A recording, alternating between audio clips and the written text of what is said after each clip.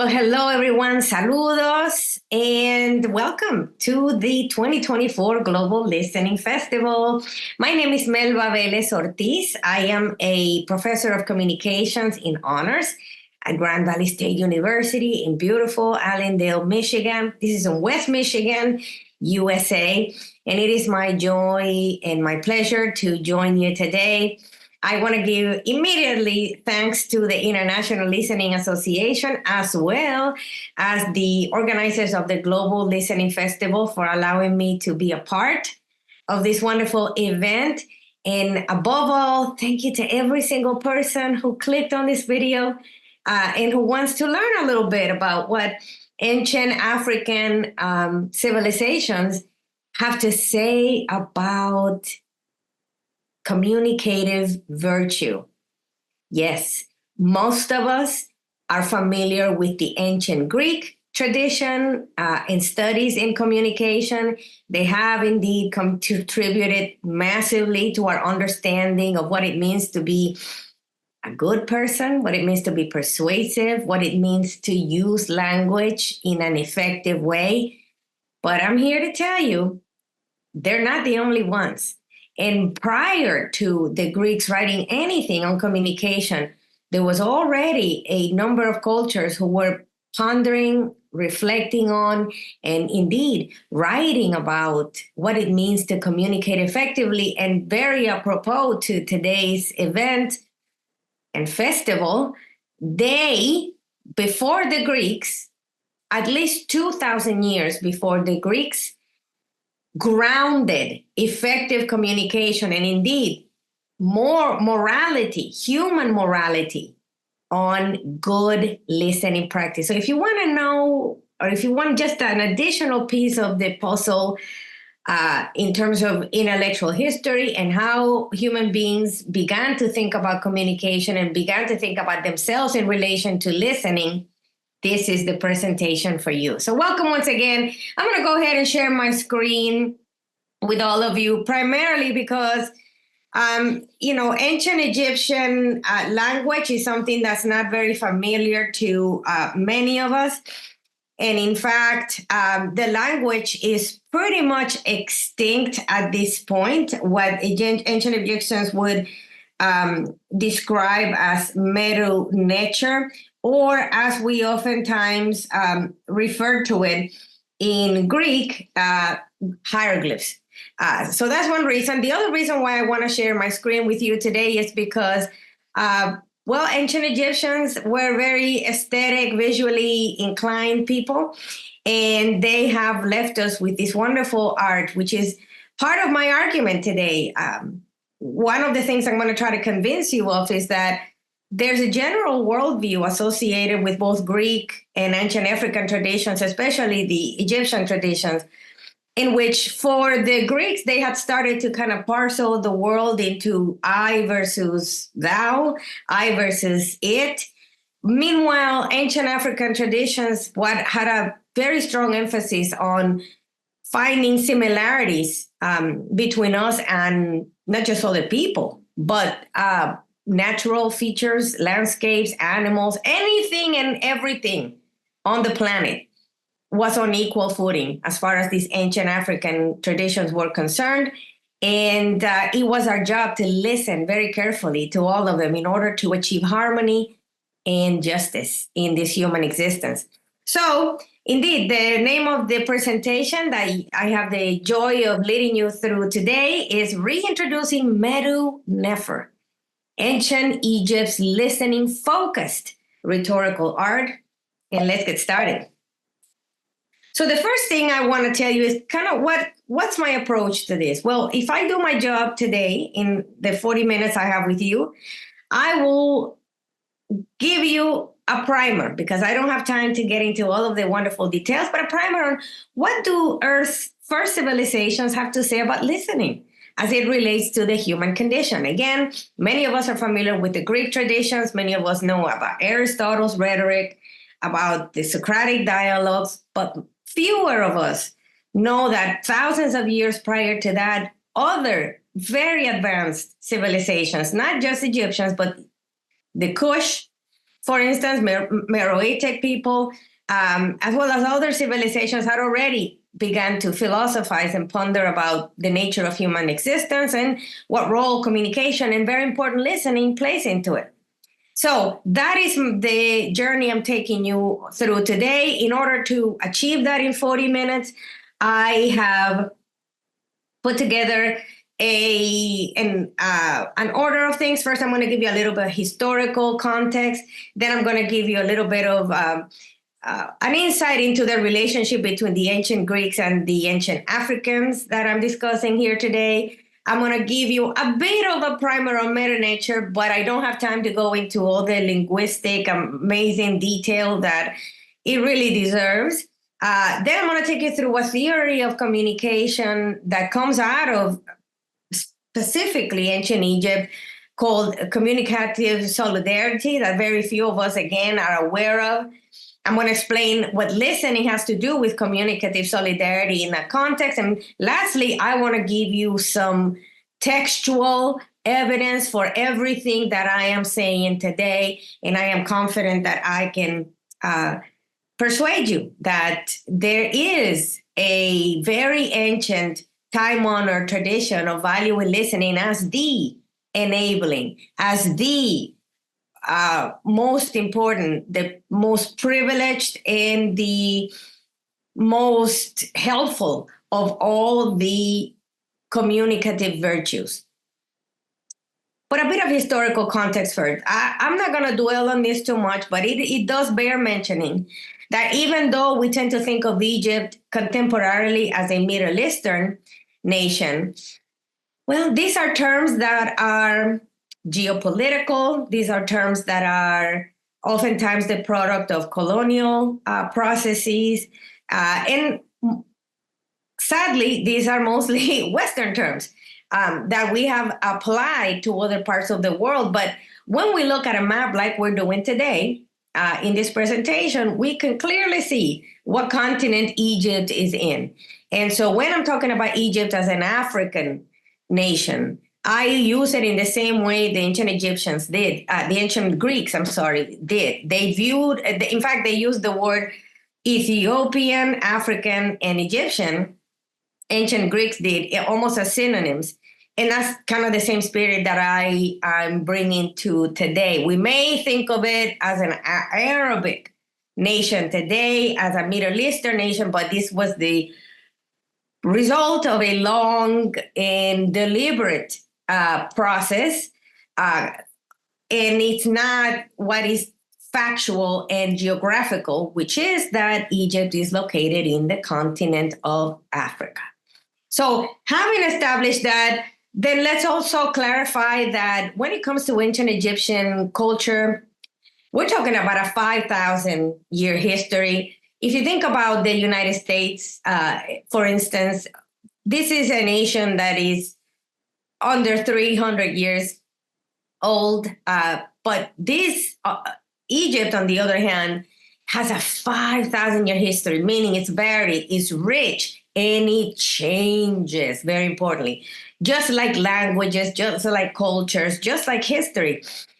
A 5,000-year span of time means that there's going to be lots of changes.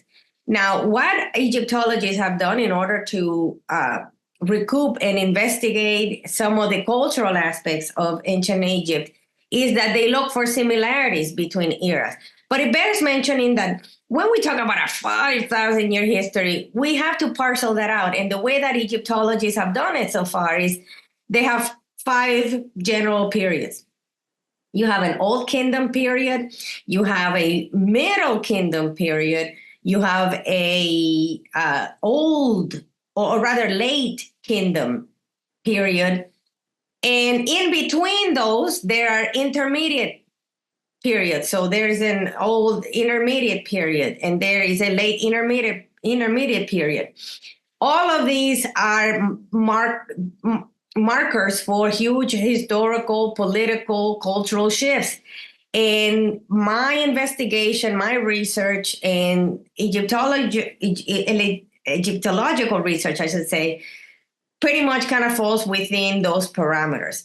So we're talking about a huge history. And the first thing we have to clarify is that in none of its history, of these 5,000 years, has ancient Egypt ever, or even contemporary Egypt, been isolated? No. From its inception, ancient Egypt has been in other Nilotic cultures where in communication, in trade relations, in educational relations with its neighbors.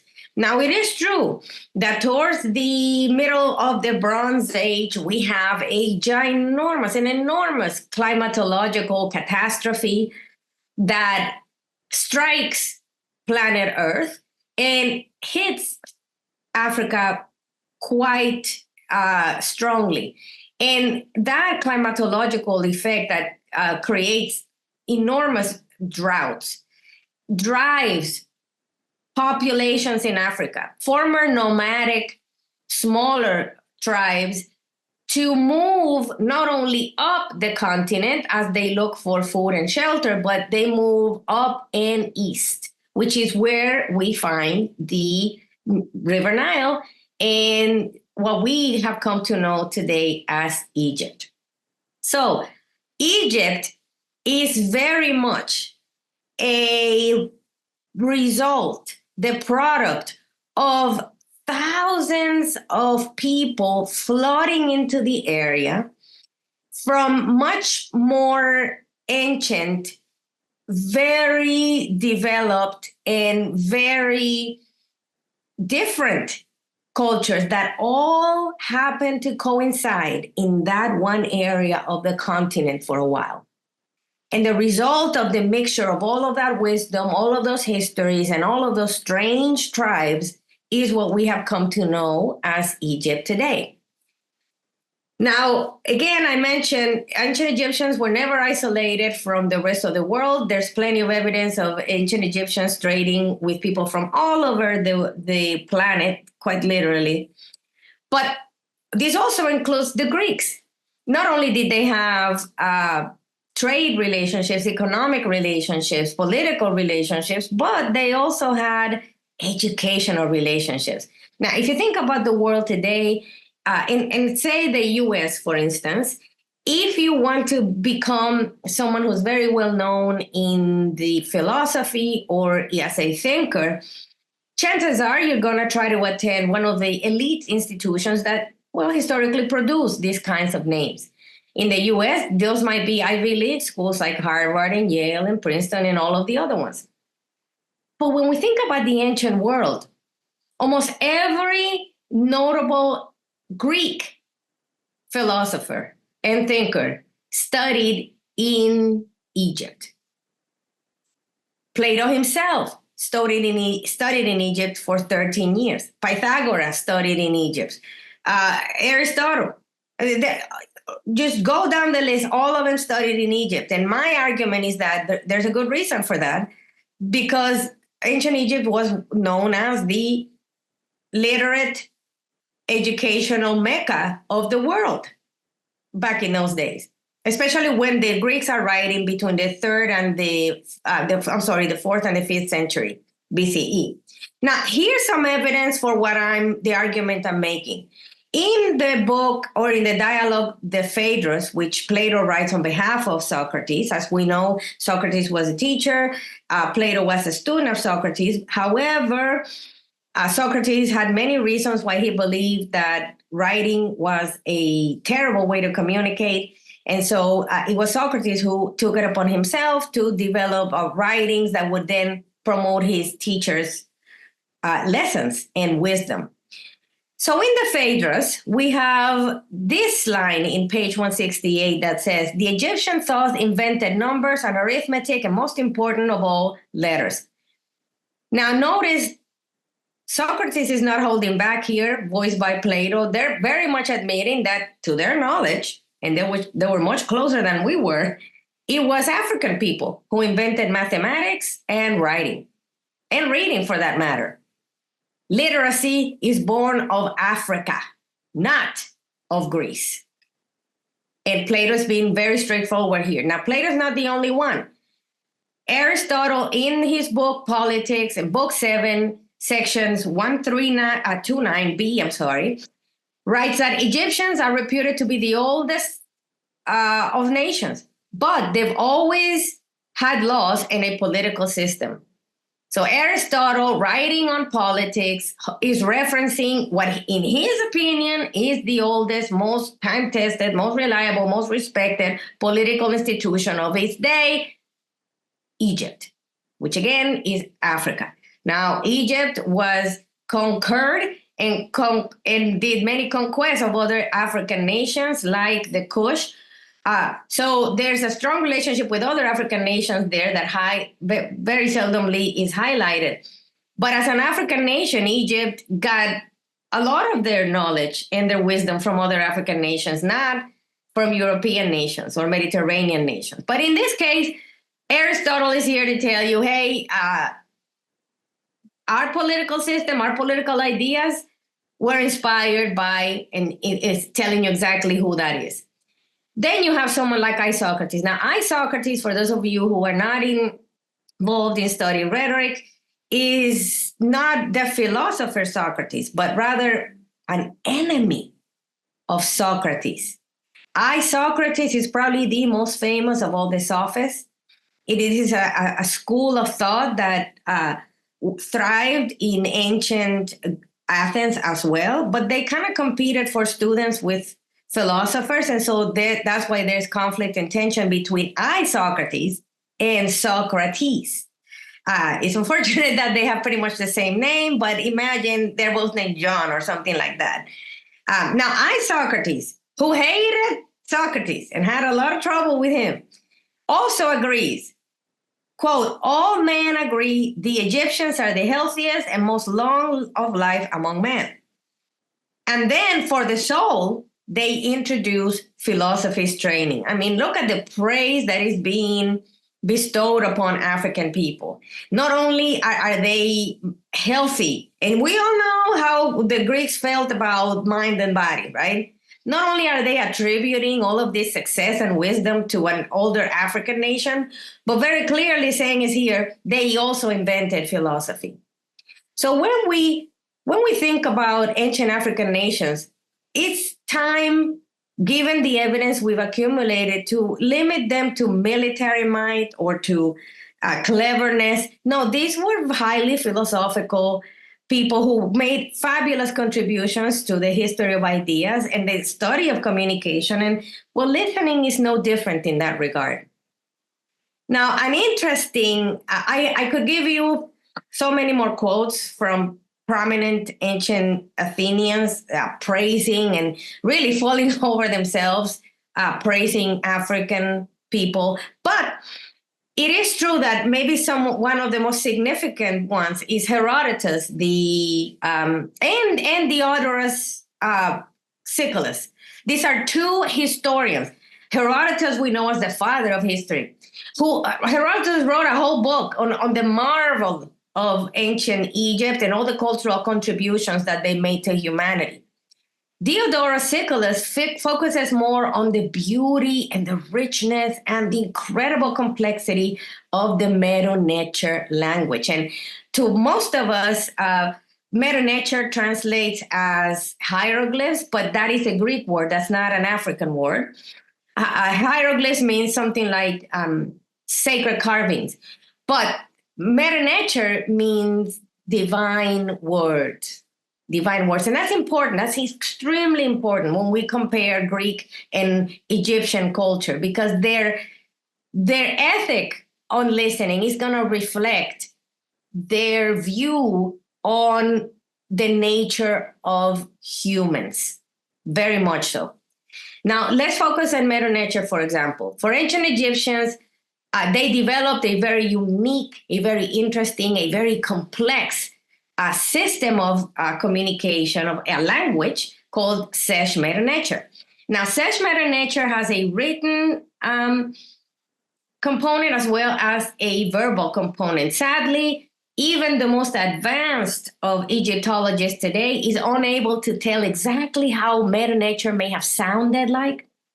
But what we know is that when it comes to the writing, there's demotic and there's also hieroglyphs. So you have a cursive version of Meta Nature, and then you have a pictorial version of Meta Nature.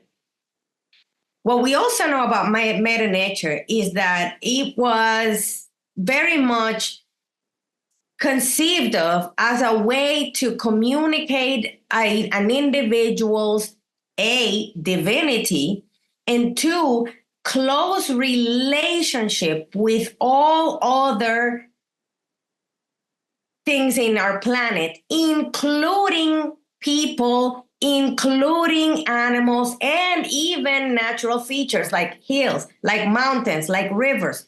They were all, as far as ancient Egyptians were concerned, on the same plane of divinity. And our job when speaking was to show our connection to all of those things. So when you look at Sesh Meta Nature as a language, you will see there's all kinds of animals being used, all kinds of landscapes being used. And this is very much on purpose because we have to show our connection to the rest of nature in our speech.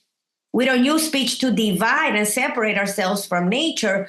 We use speech to highlight our connection to nature. Now, it is believed that Sesh Meta Nature remained in use until 100 BC. This is, almost 100 years before the Greeks are writing, particularly, again, Plato and Aristotle. But it underwent many modifications along the way. And in fact, we consider the language extinct, except for in some portion of the Coptic religious practices and rituals. They use some of the Coptic language is straight from Meta Nature. So some of the aspects of Meta Nature as a language still survive, but they're very, very limited, and especially limited to religious practices done in Coptic.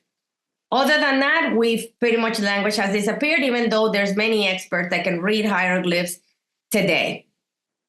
Now, as a language, Meta Nature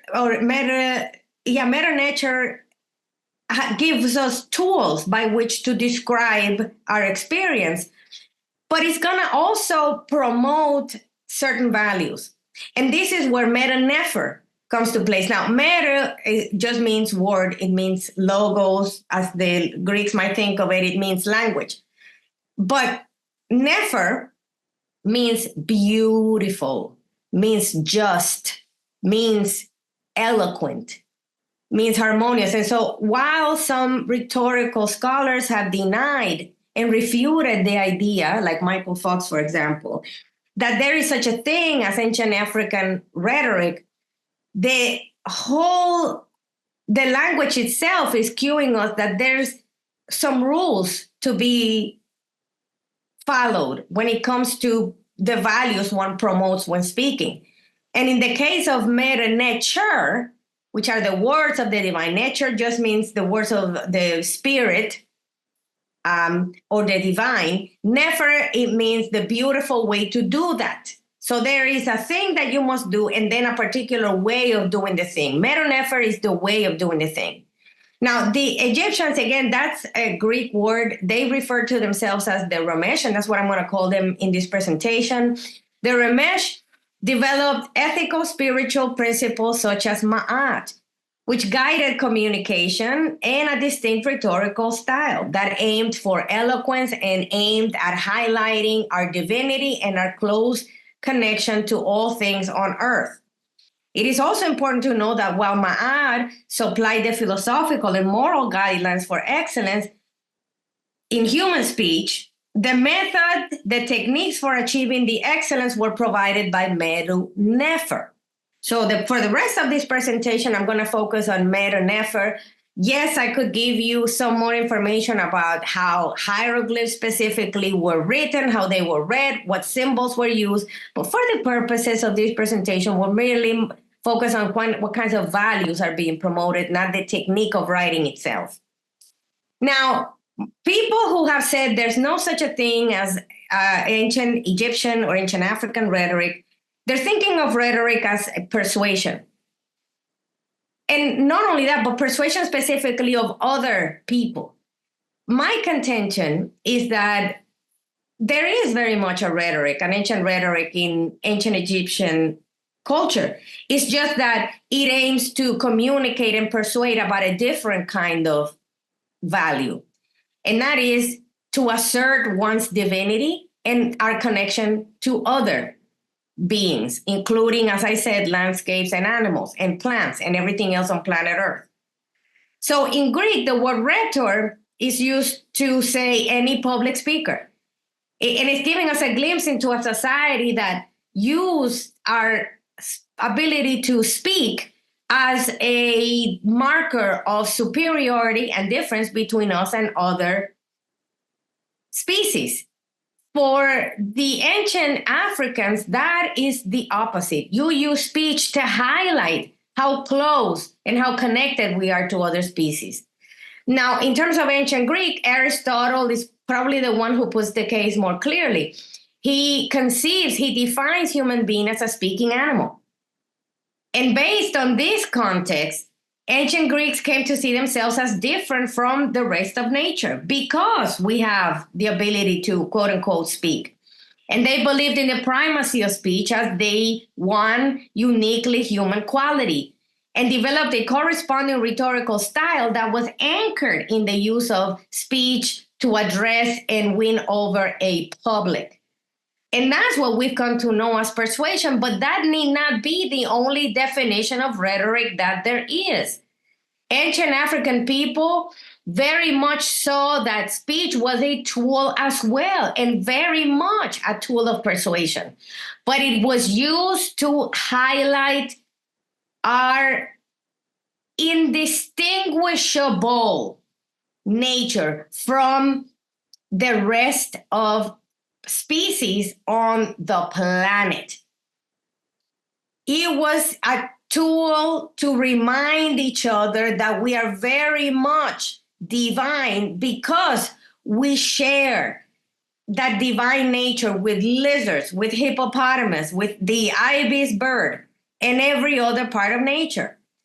Thus, rather than focusing on the proper techniques to persuade another human being, the Ramesh very much use rhetoric as a way to constantly reify their divinity and their connection to spirits. Now, I know that sounds metaphysical, but in the context of ancient African culture, we had much to learn from other species. We had much to learn from birds, for example.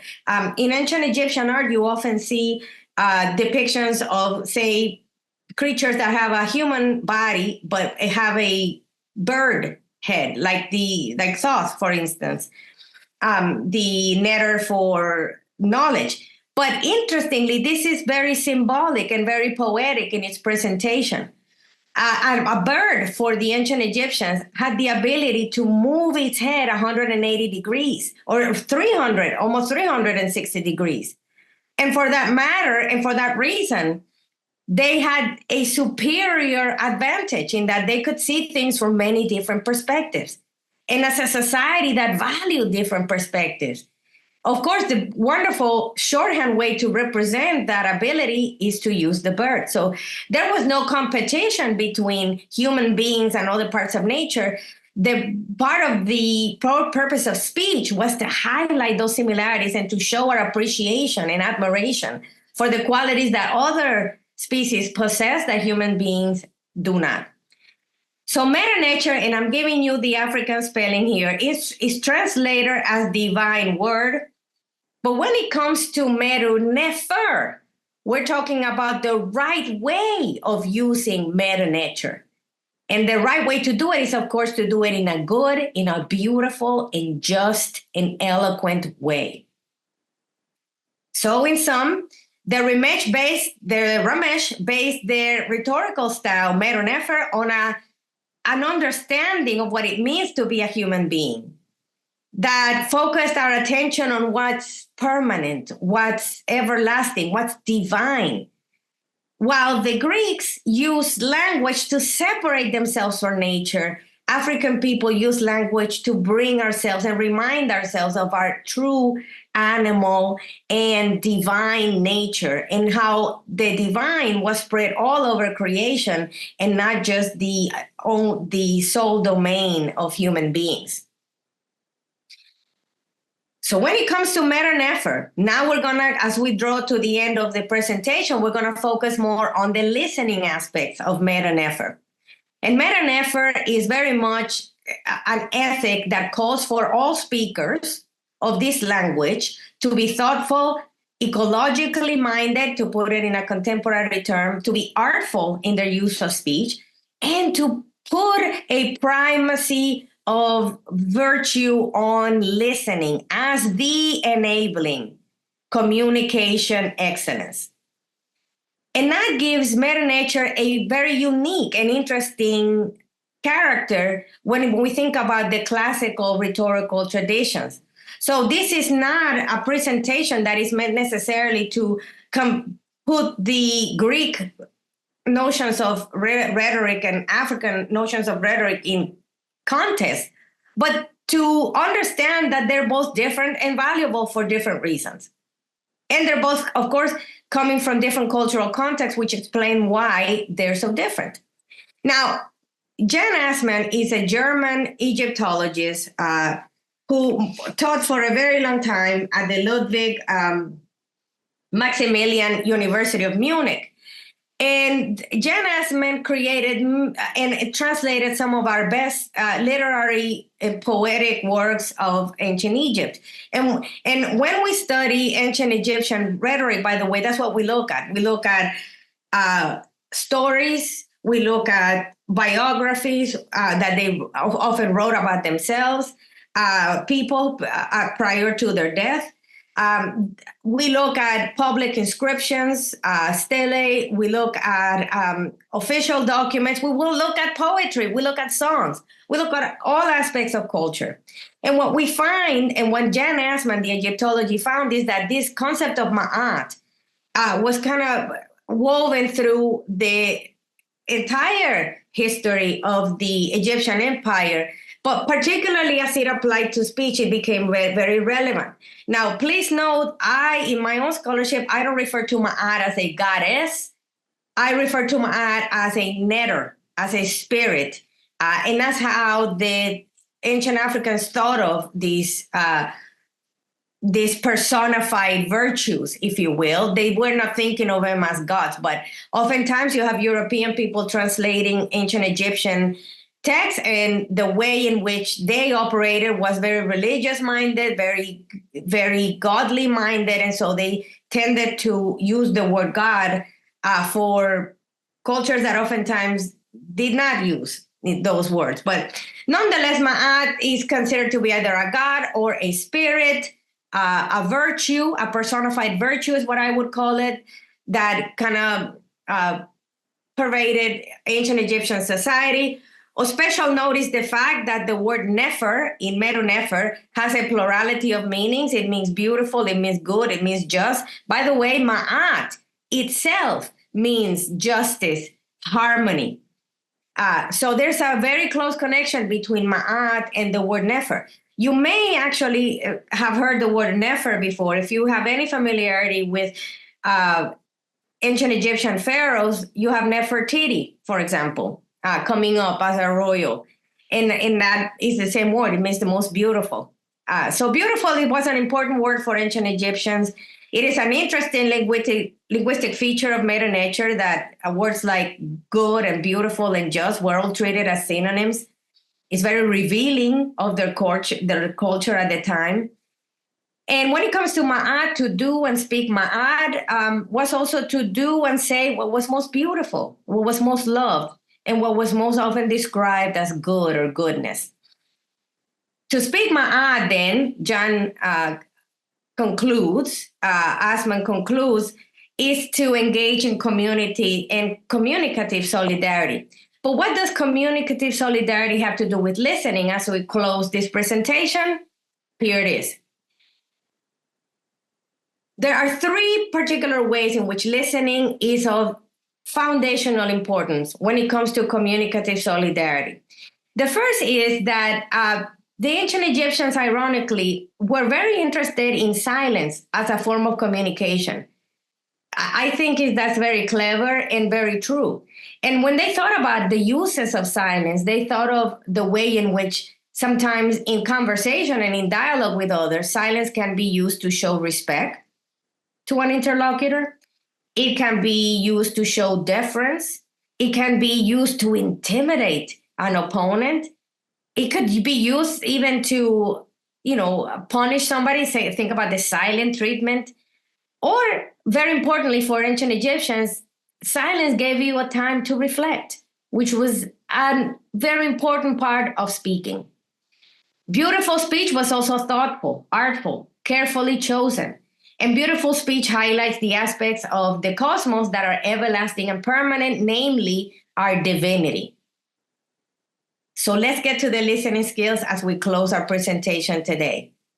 Beautiful speech prioritizes listening skills by all accounts in the ancient Egyptian tradition.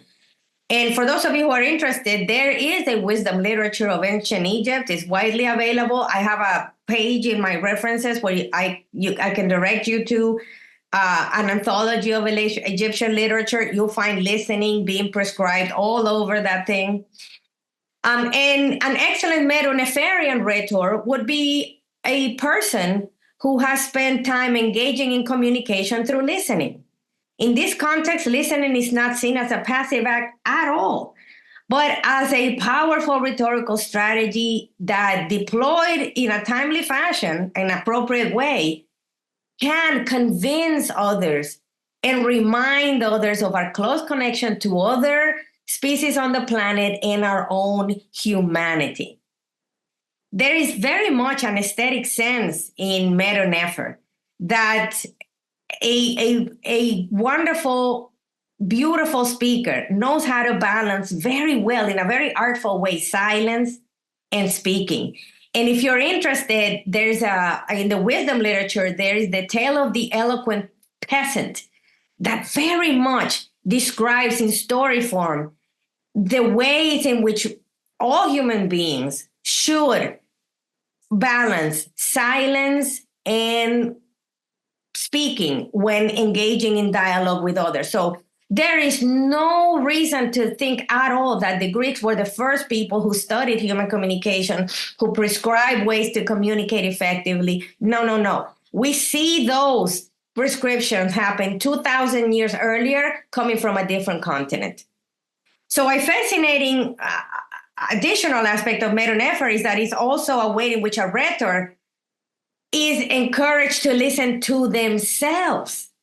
See, the ancient Greeks don't spend too much time on monologue, but ancient Egyptians most certainly did, and most certainly did when it comes to the practice of ma'at, which we don't have time to go into today, but it's very much present there as well. I will conclude my presentation with giving you some textual quotes from one of the most famous of all the wisdom literature books of ancient Egypt. This one's called The Maxims of Ptahhotep. Now, this book particularly is written during the Middle Kingdom. It is a biography. A father is writing this before he passes away, teaching his son how to be a good person and how communication and listening, very importantly, plays the most important role in your development as a moral and ethical and as an effective communicator. This particular book is written somewhere between 2375 and 2350. So please notice this is 2,300 years before the Greeks wrote anything, and particularly before Plato and Aristotle. I was trained in pre-Socratic philosophy, so I know that the Greeks were writing way before Socrates and Plato, but the most famous writings that we have are usually from the 4th and 5th century. This is happening thousands of years before that. So here are the quotes that I would like to use to close this presentation, and that are coming directly from the Maxims of Ptahhotep. Listening benefits the listener. If he who listens fully, then he who listens becomes he who understands. He who listens becomes the master of what is profitable. To listen is better than anything. Anything. Thus is born perfect love. God loves him who listens. He hates those who do not listen. As for the ignorant man who does not listen, he accomplishes nothing. He equates knowledge with ignorance, the useless with the harmful. He does everything which is detestable. So people get angry with him each day. Look at how grave the consequences are for somebody who doesn't take listening seriously, who doesn't practice it with discipline and artfulness. How happy he is of whom it is said, a son is kind nature when he knows how to listen. Do not repeat a slanderous rumor. Do not listen to it. Here are specific prescriptions on how to listen, what to listen to, and what to avoid. If you're a man of authority, be patient when you're listening to the words of a petitioner. Do not dismiss him until he has completely unburdened himself of what he has planned to say to you.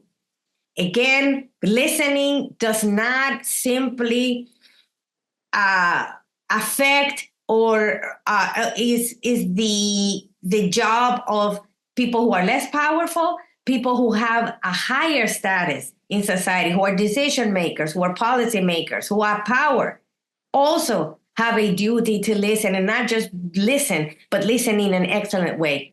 I can go on and on and on and on with quotes, but hopefully this will give you a little bit of a primer on a story that you have yet to hear, or maybe another little puzzle in the history of human intellectual ideas that you didn't know about. And if you'd like to read more, here's a list of some primary sources I highly recommend.